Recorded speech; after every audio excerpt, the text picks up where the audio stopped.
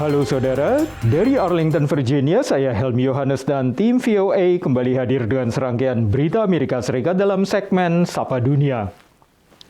Pusat Pengendalian dan Pencegahan Penyakit Amerika CDC mengumumkan panduan baru pemakaian masker dan mengatakan warga yang tinggal di wilayah berisiko rendah hingga moderat boleh menanggalkan masker.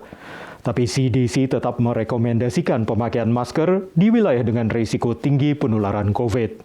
Panduan baru pemakaian masker dari CDC disambut pemerintah kota dan distrik sekolah di seluruh Amerika.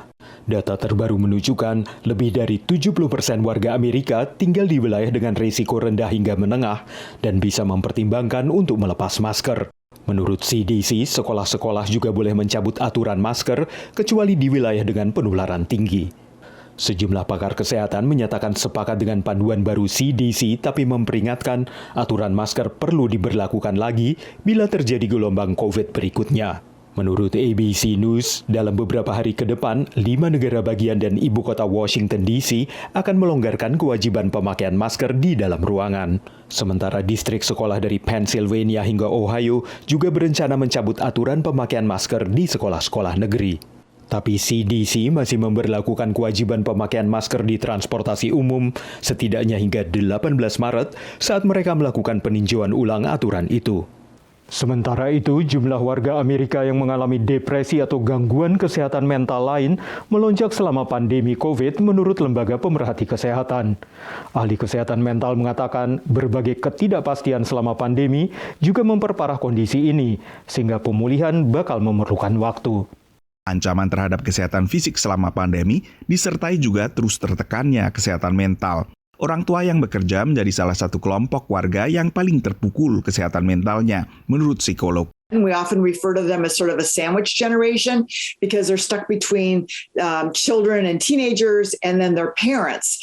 And they're basically having to try to juggle working with caring for their parents who have more needs now because of their social isolation, as well as their children. And maybe they're educating their children on and off at home and trying to manage their social lives. Tapi psikolog mengakui tak ada kelompok masyarakat yang luput dari rasa tertekan selama pandemi. Banyak yang kehilangan teman atau anggota keluarga akibat COVID atau pernah terkena COVID parah. Banyak yang kehilangan pekerjaan atau setidaknya kehilangan rutinitas dan kegiatan sosial. When the September 11th terrorist attacks occurred, or there is a hurricane, or there is a tornado, there is a date that it started and it stopped. And what people do in the aftermath is pick up the pieces, try to rebuild their lives, try to emotionally recover from the event. That is very, very different from what we're seeing here. We didn't have a clear start, we won't have a clear stop, and this is chronic stress. Yang mempersulit pemulihan kali ini, metode lama mengatasi depresi tak bisa dilakukan dengan bebas, seperti bertemu teman, bepergian, bertemu orang tua, atau berwisata, yang justru disarankan dihindari saat pandemi, yang tetap bisa dilakukan hubungan dari jarak jauh. Demikian laporan tim VOA. Turunnya kasus COVID di Amerika dan pelonggaran aturan masker di dalam ruangan membuat banyak warga Amerika kembali memenuhi pusat-pusat kebugaran. Tren ini ternyata membawa dampak pada olahraga secara online atau daring yang kini menurun setelah sempat meroket saat pembatasan COVID. Awal Februari, Peloton Interactive, produsen sepeda statis dan layanan olahraga online, mengumumkan pengurangan pegawai dan juga langkah penyelamatan lainnya. Setelah penjualannya sempat meroket selama pandemi dan jumlah pelanggannya bertambah, Peloton rugi sekitar $430 juta pada kuartal terakhir 2021. They were a consumer brand phenomenon. Work from home clearly benefited them, really pulled forward growth over, call it 18 months, probably 3 to 4 years of growth. But they have to diversify. They got to expand their subscriber base. That's been a challenge, especially as work from home starts to fade more, go to the gym. Dengan jutaan pelanggan berbayar loyal, Peloton pun menjadi akuisisi potensial bagi raksasa-raksasa teknologi. I think there's 3 core buyers potentially here. Apple is the one that really stands out to us.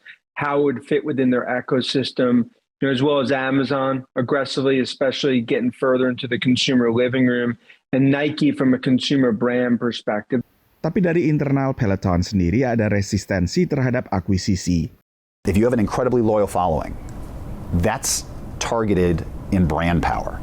If you have a moderate following, you try to go as far and as wide as you can. If the Amazon story would be to discount the price and to lump it in with Prime in some degree, or the notion of democratizing fashion or fitness even more than it already has been, that's the opposite of this fix that Peloton does seem to be embarking on. Nasib serupa Peloton juga dialami oleh cermin olahraga pintar Mirror setelah diakuisisi produsen pakaian olahraga dan yoga Lululemon pada pertengahan 2020. Demikian laporan tim VOA. Kini kita tengok Ariel Abbott, remaja keturunan Indonesia di Pennsylvania yang menulis buku komik untuk meningkatkan kesadaran akan kesehatan mental di kalangan remaja. Buku yang ilustrasinya dibuat sendiri ini berhasil meraih penghargaan untuk kategori penulis perdana di bawah usia 18 tahun.